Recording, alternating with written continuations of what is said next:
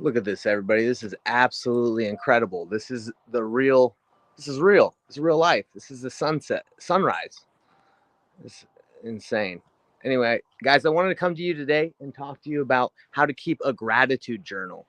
Now, when I go outside in the morning, the sunrises are different every morning, and it's something beautiful, right? It's beautiful to witness. And in Canada, the sunrises can be incredible, as you can see.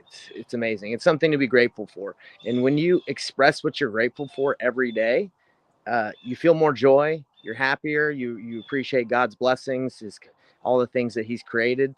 And I want to talk to you guys today about how to keep a gratitude journal. Okay, very simple, very easy. I'm just going to go through this and do my best. It looks like I'm not very good at holding the camera straight. That might be better. But anyway, here goes, everybody. So how to keep a gratitude journal. What I would recommend for everybody that's watching this or will watch this is just go pick up a notebook or a journal. This thing I found at my dad's house. He hadn't filled it out, so I said, hey, can I have that? He's like, yeah. But anyway, yeah, very simple. Like, you can get it on Amazon. You can go to the store. You just grab one. This is like a like a big one. I've had a lot of different journals throughout my life. I've been keeping a gratitude journal for like the last 7 years. So I believe I'm pretty good at knowing like what is important to writing, because I read back over my journals, and there's some things that I've written in the past where I'm just like, it's not that important. I don't really care about reading this over. And I'm going to kind of explain that and then show you mine. So um, in the gratitude journal, what you want to do is you want to write down three things you're grateful for every day. Just three, right? You can do more, but as simple as just saying, I'm grateful for my wife. I'm grateful for the sunrise. I'm grateful for nature. I'm grateful for Canada. I'm grateful for whatever you want to be grateful for that day. There's thousands of things that you can be grateful for every day. Even if life is tough and you're going through a lot, there's something to be grateful for. Okay, so those are three things. Okay, then you want to write at least three wins that you had the previous day. I usually journal about the previous day. I wake up early and journal about the previous day. If you want to journal at night, you can do that. But I usually write down three wins I had the previous day. Okay, so the three wins that I had, they pretty much, it can be anything like my wife made an amazing meal. That's a win. Or, hey, I just painted my new shop over here and it looks absolutely incredible. That's a win. Another win would be, let me show you this. This is a win that I had. So I am painting my shop, and there was this giant old furnace in there, electric furnace that was heating up the place, and it broke. So it was connected to the wall and had a bunch of wires, and I didn't know how to, how to take it down, because there was a lot of electrical, like giant electrical cords, and I didn't want to blow myself up. So the painter, he just took it down for me. I didn't even ask him, and he was like, yeah, I'll take it down for you. So that's a win. I didn't have to worry about that. So that's a blessing. So the reason why you want to write down your wins, everybody, is because if you've ever read the book Psycho Cybernetics, it talks about, like, if you put yourself in a winning state all the time, you're gonna feel like a winner. Even when things are tough, even when things are bad, you're gonna feel like a winner. So I just want to show you that. So it's very important to remember the wins that you're having. Remember that you're blessed. So that's three things you're grateful for, three wins that you've had, and then three things that you're grateful that will happen. Will happen. So what's the purpose of writing things that have not happened but you're grateful for that will happen? Is you're manifesting it. You're saying you're grateful that things, you believe that they'll come to pass. So, for example, I live in Canada now, and I know a lot of people are like, "Why do you want to live in Canada?"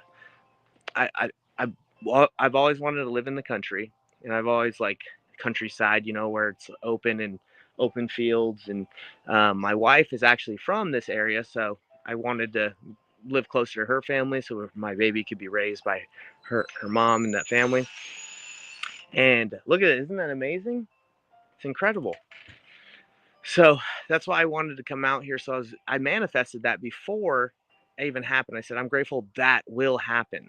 So that's something that, and I believe if you do that, you can make it happen. All right. So it's three things you're grateful that will happen. I actually write down a couple things I'm grateful for my wife every day, so I can remember how amazing she is. She's over there. And in the back of my journal, I just started doing this recently. Let me see if I can show you guys.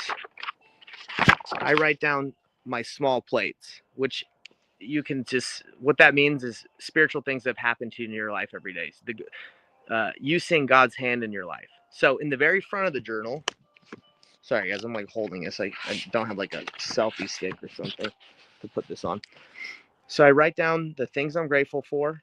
I write in cursive, right? Because I'm trying to get better at that. But I write down three things I'm grateful for, wins I had the previous day, three things I'm grateful that will happen, and why my wife is awesome. And in the very back, I write down spiritual experiences, because I believe when your posterity or your kids read this eventually, if that ever happens, they'll actually probably care more about the spiritual things that have happened to you, and the hand that you've seen, God's hand that you've seen in your life, than like what you're grateful for. Maybe they'll want to read that. I think the gratitude is more for you to make it a habit to see the blessings and the positive things in life, because you want to be positive. You don't want to focus on the negative. So that's what I want to share with everybody. This is how to keep a gratitude journal. Just go grab one, $10, $5, whatever. Go find one for free in someone's house that doesn't want to journal anymore, or invite them to journal, and then keep it. Keep those things. I promise it will transform your mindset to always be winning. You're always going to be thinking, hey, I'm so blessed.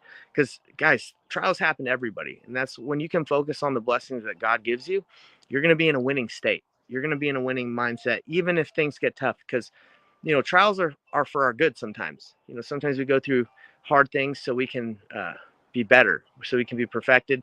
And just like a piece of coal has to go through a lot of pressure in order to become a diamond. It's the same thing with us in this life. We got to go through a lot of ups and downs, opposition, and all things, so we can come out stronger. So sorry guys, I got my Invisalign in, so that's probably why I'm talking a little weird. But if you guys have any questions, if you journal a little differently than me, that's totally fine. I want to know about it. Let me know. Write down the things that you keep in your gratitude journal, what you keep in the back, the front. Let me know. I'm here to learn. Obviously, I'm not the authority on how to keep a gratitude journal or what to write down every day. I'm just explaining what I do, and hopefully it can bless you guys' life. So amazing sunrise. I'm trying to get it for you guys. Incredible. Okay. Blessings all around. All right. Have a great day, everybody. In the comments, let me know what you're grateful for today. Love to hear it. Have a great one. We'll see you on the next one. See ya.